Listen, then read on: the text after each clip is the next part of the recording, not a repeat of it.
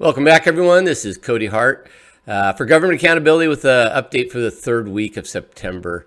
It's the weekend now. We're coming up to the end of the month, and we've had a lot of stuff in the news this last week at a state level. And I wanted to talk a little about that. I can't get into some of the very fine details of it. That'll be coming out in the near future, but I didn't want to wait any longer to kind of share some feedback and make sure people understood what was going on. So, a lot of people out there who've been following the election concerns are likely aware that Secretary of State Kim Wyman has come out with some interview and statements, and I was going to talk about those today. So what happened this last week is across our state, mainstream media started to publish an update on lawsuits that have been filed in the state of Washington, claiming that 2020 ballots were manipulated. And as many are aware, I'm an advocate for this because of my own findings, but this is in the Seattle Times. The Columbian has an article arguing that this is not true. We have one up in Whatcom County updating them on lawsuits over voter fraud there. And it all seems to have been generated from an interview that Miss Wyman had on My Northwest, and which she is a talk radio show, which she shared with everyone her feelings on the current status of the election concerns, ballot fraud, and update everyone on the lawsuit, which I think just briefly go over here. And it says, a group known as Washington Election Integrity Coalition United, which has been working for months to rally supporters across the state, alleges that thousands of Washington votes in 2020 were flipped from a third party to Joe Biden. It clarifies in here in this article that it is Snohomish, Whatcom, and Clark counties that are involved in these lawsuits by the group WEICU. And then it goes on in the article, and you can listen to her say it directly in the audio recording of the talk radio show here. But it goes on, and I thought I'd point this out. Ms. Wyman takes issue with the allegations, and then she says and states again, we create an audit trail for every election. And in this, she's speaking about the Washington State election system, Secretary of State's office. And then she pointed out, we create a chain of custody for every ballot that each county receives back from a voter. It's a transparent process. Well, as everyone's aware, that is a blatant lie. It's a misrepresentation of truth.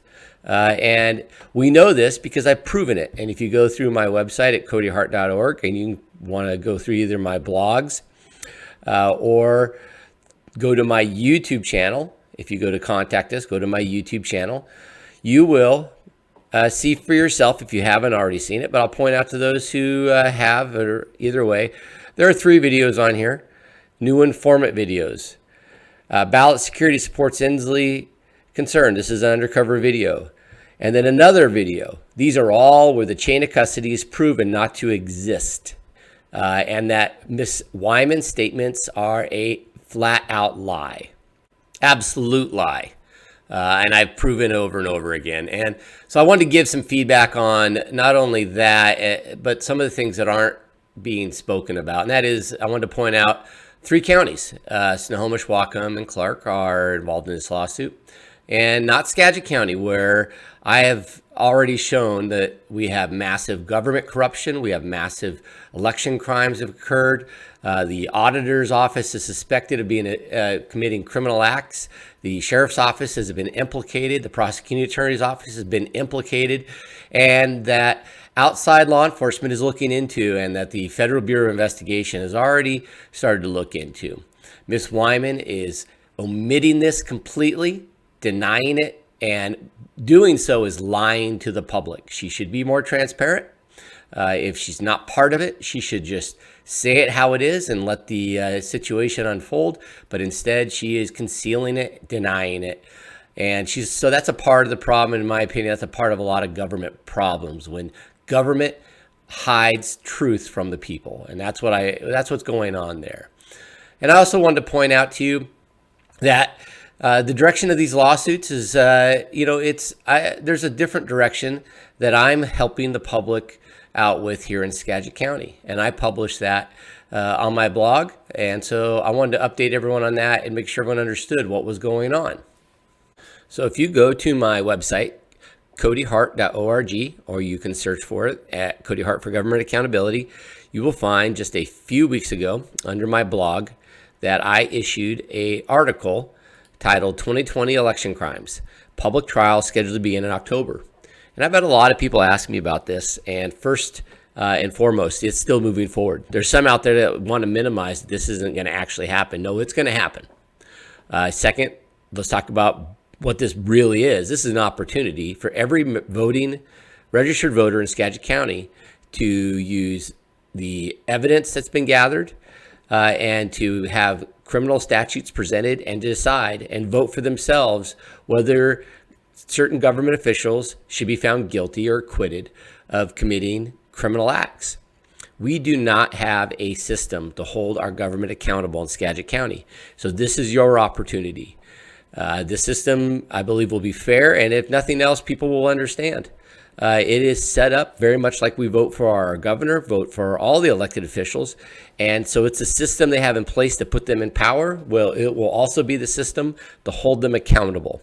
And if they don't like that, I think they'll have some explaining to do why we shouldn't trust the system that we have in place.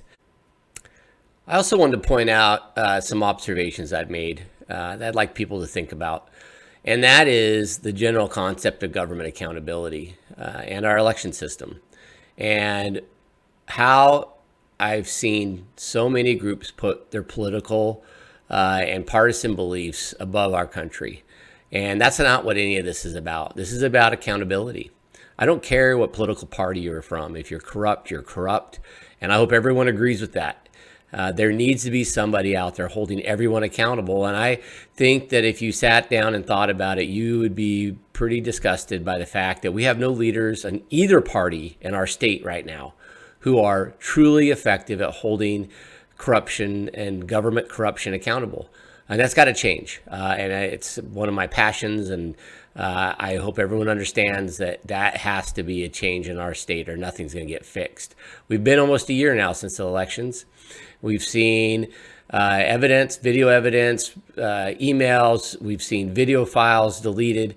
And we haven't heard any formal government official do anything to hold anyone accountable. And we all know that it's happened. And I know I've made progress. I'm proud and I'm confident that in the end, something's going to happen. But when this is over, those that have been sitting there watching, being partisans to protect their political allies, maybe not wanting to rock the boat too much if they're part of the other side, and then giving shade or cover to people who should be held accountable if, for nothing else, just incompetence in their roles as a government official. It's got to stop. It's got to stop. Everyone needs to put our country in liberty and just a fair application of law ahead of this partisanship that we have right now, and where parties think that they're more important than the people and more important than our country. And I hope this is going to be showing itself soon. So I have some really exciting news to share with everyone this next week. Keep your eyes and ears open. I'll give you a hint. It involves litigation. It involves findings of guilt, and it involves two gentlemen by the name of Jay and Bob who went too far, and the courts have revealed and decided that they went too far. So I will be sharing that in the future as well. So again, keep your ears open for the October vote and trial for the election crimes. And thank you all again for your support.